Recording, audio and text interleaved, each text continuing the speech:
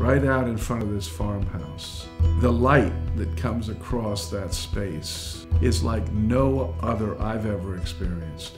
The fact that you have that beautiful field with the tall grasses, then natural field stone and trees that separate you partially from the ocean. Knowing that even though you can't see it, Newport is just beyond your reach.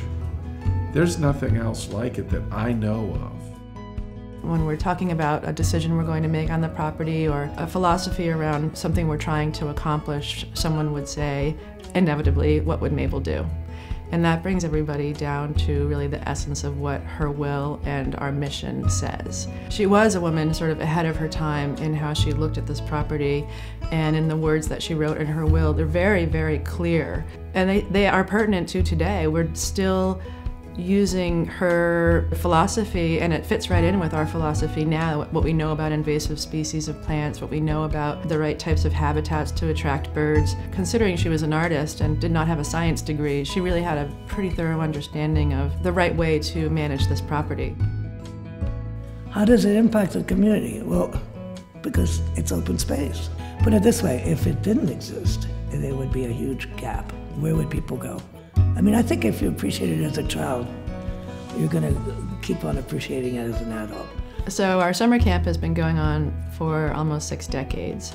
So we have a long history of multi-generations of families coming here. We have grandparents who bring their grandchildren here who came to camp. We do studies of forest habitat. They go down to our beach program, our coastal education center. Every camp kid goes down there. They're down there learning about watershed, learning about marine life. It really runs the gamut as far as how we do our programs, but everything is at the highest level. It's important to have an endowment because so many of the needs of these buildings, and there are quite a few buildings, also, you know, like out in the trails, they need upkeep.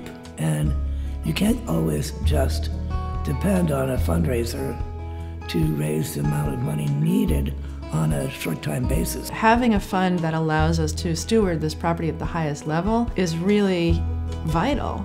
And if everything else goes away and we don't have money for staff or something, you know, God forbid something like that happens, at the very least we will always have the money to fulfill Mabel Norman's mission of the highest level of stewardship. So this is our insurance policy. Right now, this group who's working on this campaign to get this endowment is working to create an insurance policy for the future for this place. Once we reach out to all those people that have been touched by this place, we can make them aware that it is that fragile, that you can't pass up on these opportunities to ensure its survival for all of us.